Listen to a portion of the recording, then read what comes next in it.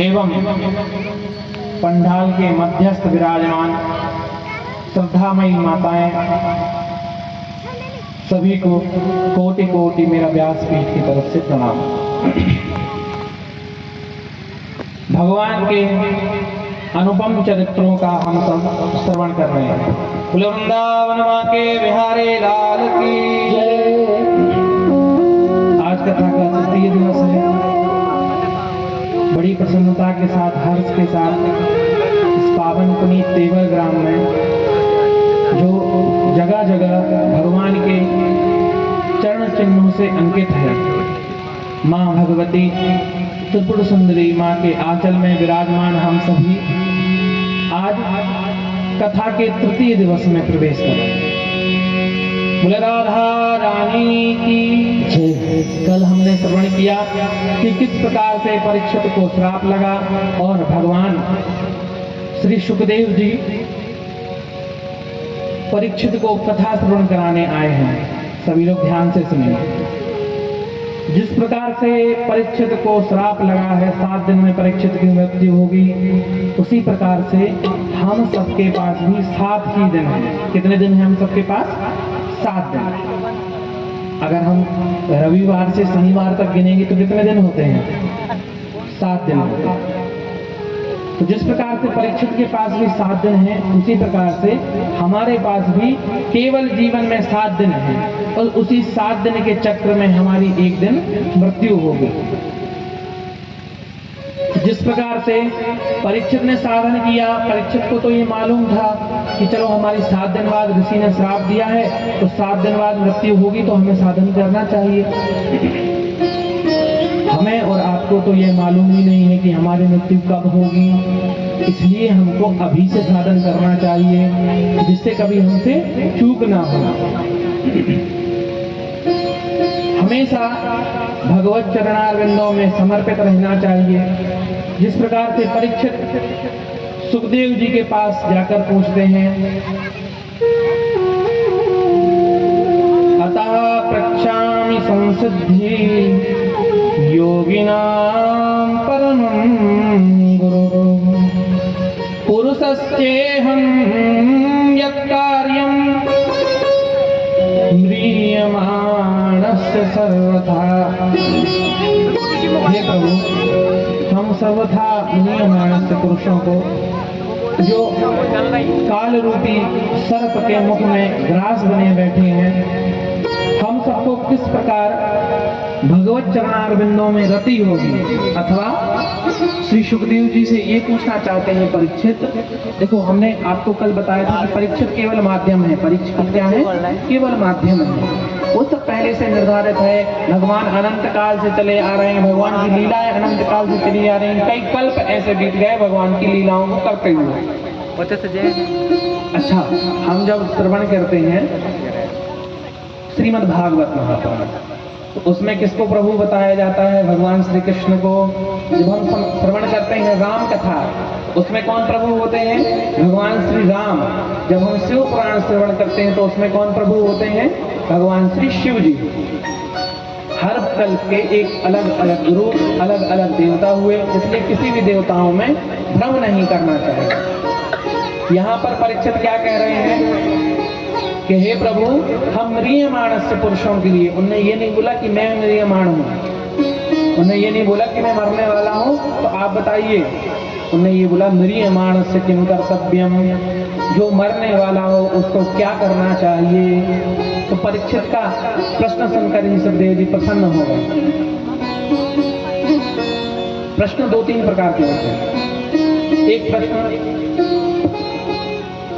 जो जिज्ञासावश पूछा जाए, आपको किसी के विषय में जानकारी नहीं है, आपने उस विषय के, आप पंडित नहीं हैं, पंडित संज्ञा होती है।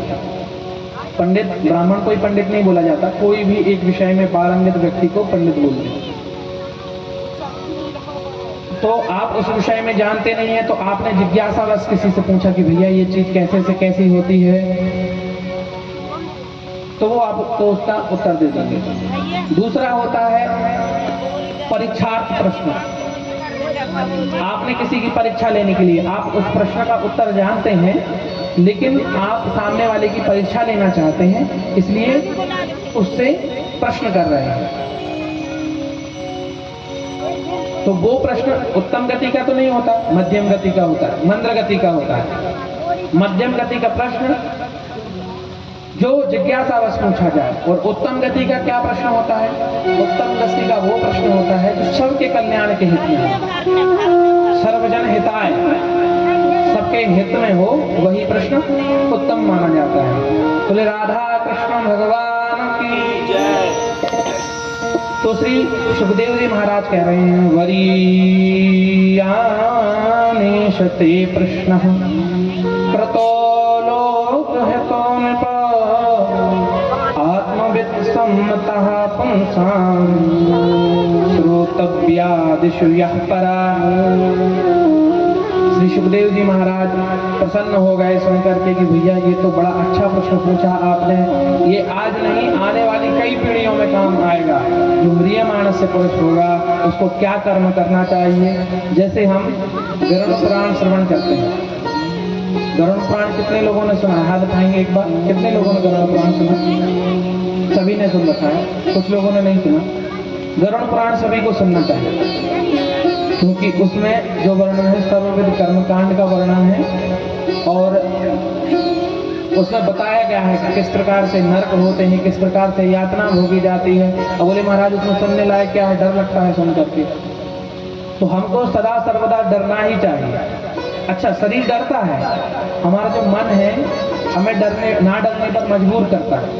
शरीर डरता है ना, कभी कोई जैसे कांटा किसी को लग जाए तो पैर में से चलते रहेंगे रास्ते में, लेकिन अगर कांटा चुभ गया तो तुरंत पैर जो है खड़ा हो जाएगा, उठ जाएगा पैर अपने आप ही, वो रखा नहीं रहेगा, उठ जाएगा। मृत्यु का भय यद्यपि शरीर को सदा सर्वदा रहता है, मृत्यु का भय सदा सर्वदा शरीर को रहता है, अपना शरीर हमेशा बचाव करता रहता है, लेकिन हमारा मन जो है वो मृत्यु रूपी सत्य को भूलने का प्रयास करता है। हम नित्य उस मृग की भांति विचरण कर रहे हैं, जिस प्रकार अपने मस्तिष्क में कस्तूरी होने के बाद मृग पूरे वन में विचरण करता है और सोचता है कि ये सुगंध कहाँ से आ रही है। उसी प्रकार हम मृत्यु के गाल में हैं और उस मदान मृग की भांति भाग रहे हैं। और जब जीवन समाप्त होने वाला होता है, गरुड़ पुराण में लिखा है, जब व्यक्ति मरने वाला होता है तो 4 घड़ी पहले, 4 घड़ी 48 मिनट की एक घड़ी होती है, मतलब मुहूर्त होता है 48 मिनट का एक मुहूर्त। तो 4 मुहूर्त पहले जो है व्यक्ति अचेत अवस्था में, जो स्वकालीन मृत्यु होती है ना, अचेत अवस्था में हो जाता है। उसको ना सुनाई देता है, दिखाई सब कुछ देता है लेकिन सुनाई नहीं देता, और अपने हाथ पैर वो हिला नहीं पाता। उस अवस्था में उसको यम के दूतों का दर्शन होता है। किसका दर्शन होता है? यम के दूतों का। और उनको देख करके जब अगर किसी ने भयावह कार्य किए हैं तो उनको देख करके वह मलमूत्र का त्याग कर देता है और डर जाता है बहुत। अपने सभी संबंधियों से कुछ आंखें हिला हिला करके, बड़ी बड़ी करके, और कुछ बोलने का प्रयास करता है, लेकिन फिर उस अवस्था में वो बोल नहीं पाता। जिस प्रकार किसी बोरे मनुष्य को और मिष्ठान खिला दिया जाए, उससे पूछा जाए इसका स्वाद कैसा लगा, तो वो ब करेगा। उसको क्या स्वाद कैसे बताएगा वो आपको कि मीठा लगा? उसी प्रकार से जब उस मनुष्य के गले में रस्सी बंध जाती है ना, तो वो बोलना सबको चाहता है, बताना चाहता है, बोलना सबको चाहता है, बताना चाहता है कि भैया देखो, अच्छे सत्कर्म करना, बुरा कर्म नहीं करना, किसी का अहित नहीं करना, नहीं तो जैसी दशा हमारी हो रही है वैसी एक दिन आपकी होगी। वो आपको सचेत करना चाहता है, बताना चाहता है, लेकिन चाहते हुए भी वो बता नहीं पाता। क्यों? क्योंकि विष्णु माया भगवती यया सम्मोहितं जगत हिंसा सुपापेन विहिसिता खला साधु समत्वेन भयाद् विमुच्यते। भगवान विष्णु की जो माया है ना, उसको हम सबको ग्रसित किए हुए हैं। कैसे ग्रसित किए हुए हैं? हम नित्य प्रति मृत्यु की ओर चले जा रहे हैं, लेकिन फिर भी हम भगवान की माया से इस तरीके के मोहित हैं कि शरीर का हमें दान मान ध्यान कुछ रहता ही नहीं। जैसे कोई वृद्ध हो जाता है, थोड़ा बढ़ते बढ़ते, कल हम इस विषय में चर्चा कर रहे थे, तो किसी की आयु 40 वर्ष की हो जाती है, लेकिन कभी कभी वो अपने आप को 30 वर्ष का समझता है कि नहीं, उस समय हमारे अंदर जो क्षमता थी वो क्षमता हो सकता है आज भी हो, शरीर अपने आप को बूढ़ा कर देता है, जर्जर हो जाता है, लेकिन मन जो है, मन नित्य नव नूतन हो जाता है। बोले वृंदावन बिहारी लाल की जय। तो श्री सुखदेव जी महाराज ने बड़ी प्रशंसा की परीक्षित की। परीक्षित, तुमने बहुत अच्छा प्रश्न पूछा है। म्रियमाणस्य पुरुष के लिए कौन सा कर्म करना चाहिए?